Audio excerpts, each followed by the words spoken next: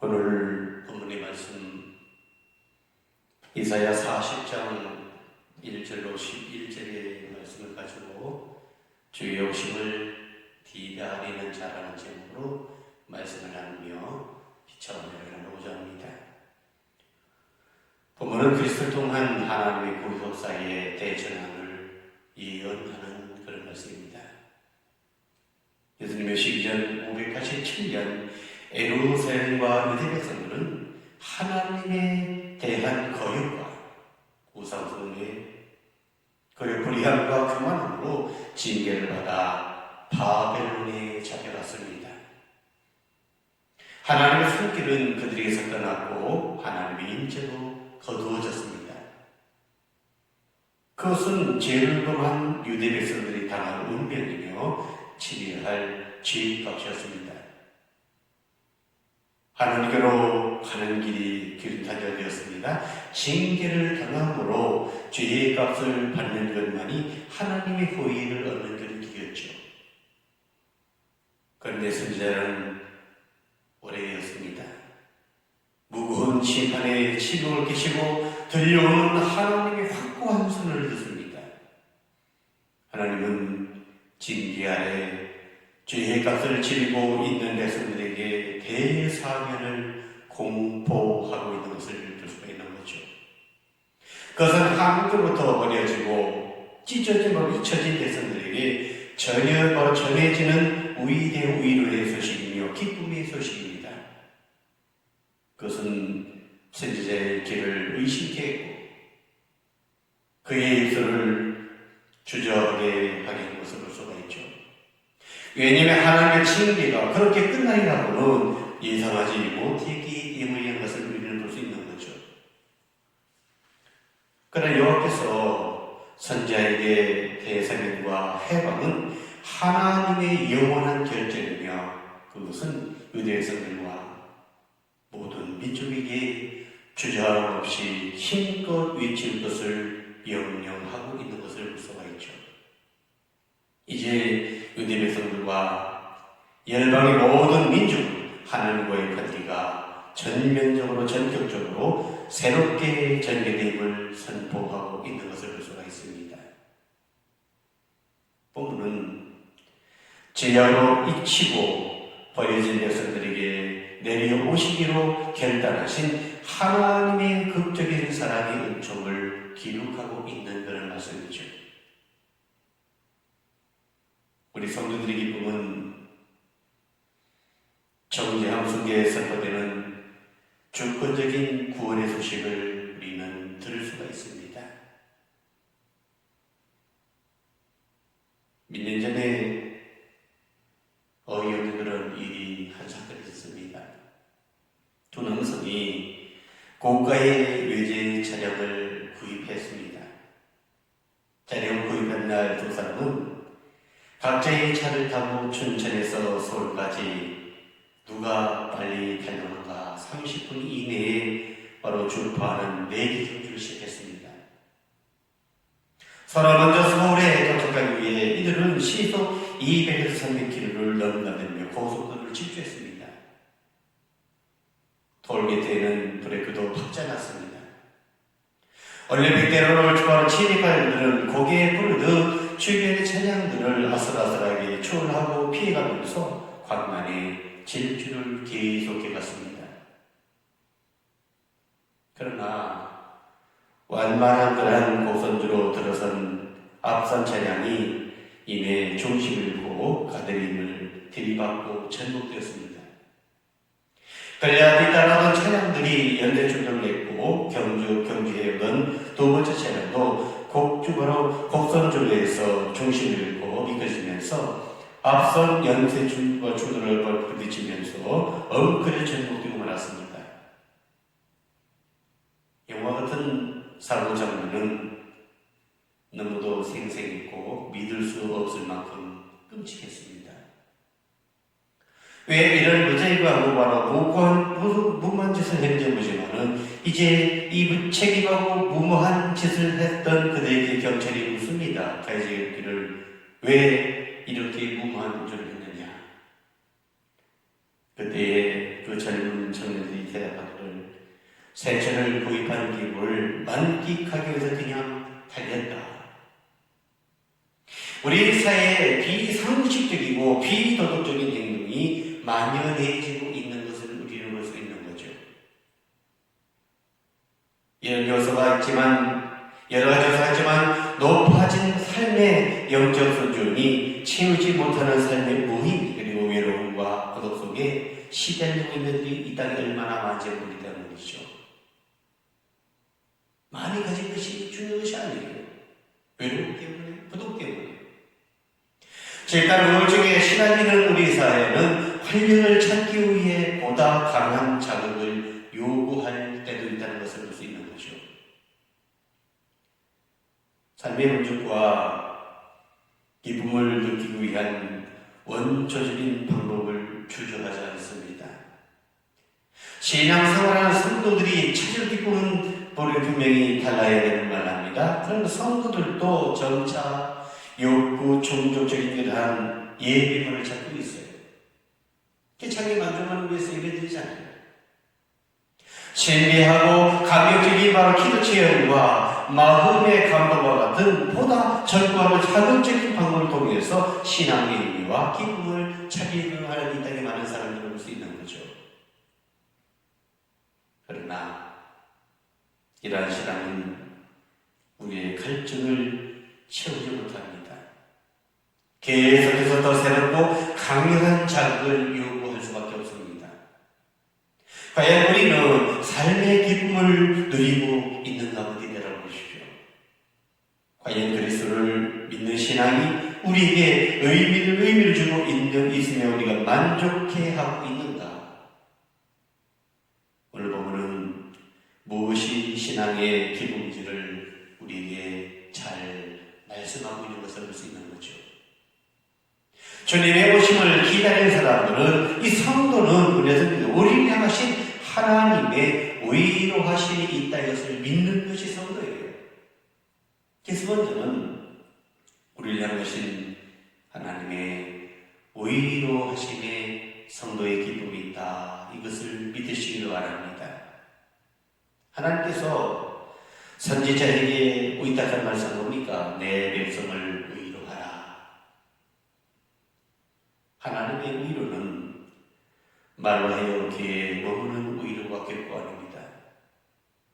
위로하다는 말의 이 속뜻은 하나님께서 개입하셔서 현 상황을 바꾸신다라는 의미를 가지고 있어요. 요즘 현 상황 보십시오. 코로나19로 인하여 얼마나 힘들고 어렵습니까? 위로가 되지 않나요? 더 힘들고 불안하고 우리가 모처럼 단계는 점점 높아져가고 성도는 하나님께서 말씀으로 도우시고 마음의 생각과 계획을 넘기셔서 삶에 대한 새로운 눈이 열리게 되었을 때에 힘을 얻고 위로를 얻으며 평안을 누릴 수 있는 것입니다. 하나님 이렇게 성도들을 위로하십니다. 힘들고 어려워도 하나님이 우리를 위로하신다 이것을 믿으시기 바랍니다. 이것이 세상이 주지 못하는 참된 삶을 오늘 본문의 말씀에 참된 그런 기쁨임을 우리에게 말씀하고 있는 거죠. 주님의 오심을 기다리는 성도들은 우리를 향하신 하나님의 위로하심, 우리 한 사람 한 사람이 힘들고 어려울 때 위로하신 그 위로의 하나님을 바라보며 이 땅에서 주님의 오심을 기다리는 주의 백성들이 될 수 있기를 주의 이름으로 축원을 드립니다. 두 번째 말씀 속에 주의 오심을 기다리는 사람들에게는 우리에게는 진리로 승리케 하시는 하나님의 신실하심이 있다라고 말씀을 하고 있어요. 하나님은 신실하십니다.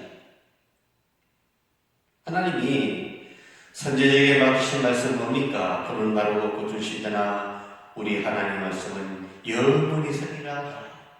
하나님의 말씀은 영원히 서는 거예요. 꽃을 심고 우리의 모습도 다 말르지만 없어지지만 세상의 힘과 권력은 자신들의 영광을 자랑합니다. 자신의 말이 영원한 진리이냐 떠들어대는 경우도 있습니다. 세상이 추구하는 가치가 참된 가치인 양 우리 자신들을 현혹하게 했습니다. 그들은 성도를 움츠리게 하고 낙심하게 합니다. 때로는 우리로 타협하고 거짓 권세와 진리를 추구하게 하기도 합니다. 그러나 하나님의 일하심은 우리에게 기쁨을 주는 우리에게 말씀을 하고 있어요. 하나님은 만연히 여김을 받지 않으신 우리 하나님이시죠. 하나님은 죄악을 판단하시고 거짓을 미워하시며 가짜 권세로 수치와 웃음거리가 되게 하시는 것을 우리에게 말씀하고 있어요. 세상을 이기시고 하나님의 진리는 우리를 만족해 하고 그 안에서 평안을 누리게 하는 것을 우리에게 말씀하고 있는 거죠. 그래서 말씀처럼 진리를 성립케 하시는 하나님의 신실하심. 오늘 말씀 겁니다. 세상이 주는 세상의 기쁨이 아니라 진짜 오늘 보면 말하죠. 세상에서는 거짓의 힘 이것을 자랑합니다. 오늘 말씀 속에 말하기를 하나님이 우리를 진리케 하시고 승리케 하신 그 하나님의 신실하심을 바라보며 주님의 심을 우리가 바라보며 그러한 하나님의 심을 굳게 믿고 성도들을 분명히 인도하심을 믿고 우리가 나아가는 하나님의 백성들이 되어 줄로 믿습니다. 마지막으로 본문의 말씀에 주님의 오심을 기다리는 사람들은 주인을 향하신 하나님의 주권적인 구원의 설교를 들을 수 있다고 말씀하고 있어요. 세상은 우리에게 들려주는 소식이 뭡니까? 기쁨이 아닙니다. 기쁨의 단을 쓴 사망의 소식이에요. 세상에 바로 세상의 소식들은 절망의 소식과 한탄의 소식밖에 없습니다. 세상에 고매한 종교나 고상한 도덕은 우리에게 아마 그렇게 말할지도 몰라요. 너는 아직도 하나님께 갚아야 할 빚지만 남아있다. 의인으로 드러나기에 아직도 너는 부족하다. 네가 좀 더 완전해져야 된다. 네가 좀 더 발견된 행위를 가져야 된다. 네가 보다 더 올바른 삶을 보여줘야 된다. 아마 이렇게 가르치고 말할 수도 있습니다. 그러나 하나님은 세상의 소식에 거슬려 구원을 선포하시는 것을 볼 수가 있어요.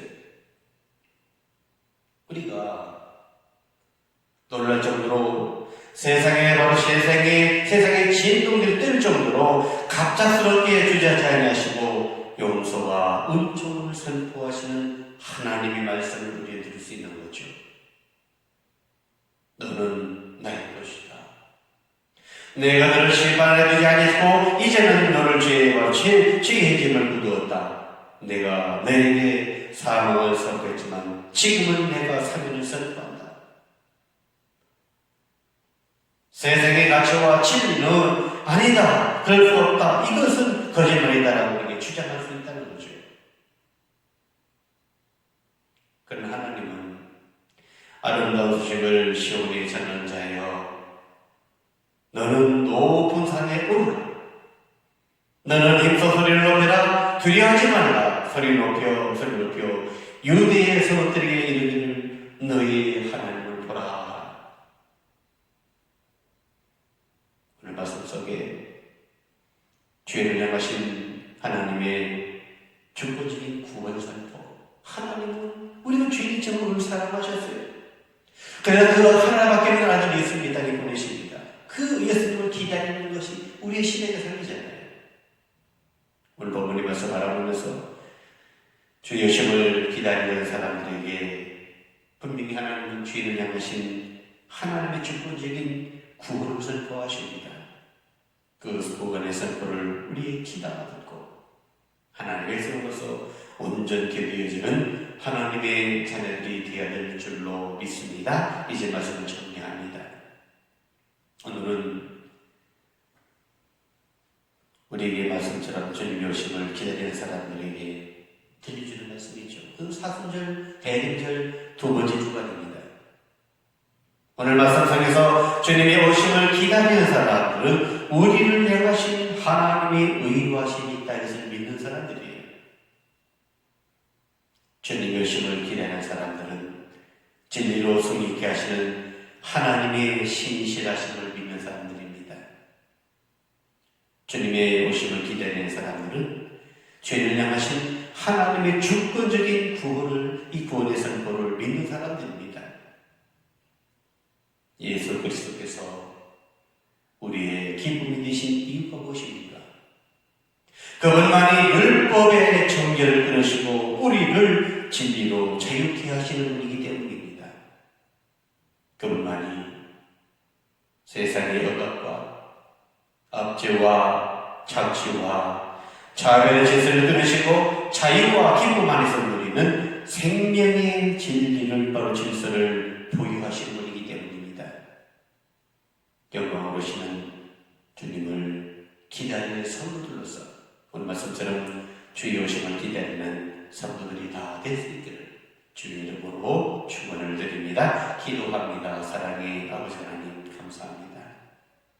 오늘도 저희들 대림절 두 번째 주간 주님 앞에 나와 주님의 오심을 기다리는 자는 제목 말씀을 함께 나누며 빛과 은혜를 나누고자 합니다. 말씀 속에서 주님의 오심을 기다리는 사람들은 우리를 향하신 하나님의 의로하심이 있고 또한 진리로 승리하시는 하나님의 신실하심이 있고 뿐만 아니라 죄를 향하신 하나님의 주권적인 구원의 선포를 아는 사람이라는 말씀을 합니다. 주님의 오심을 기다리는 주의 백성으로서 주님 오실 그날까지 우리가 비었지 않은 믿음과 신실한 믿음 속에 살아가는 하나님의 자녀들이 다 될 수 있도록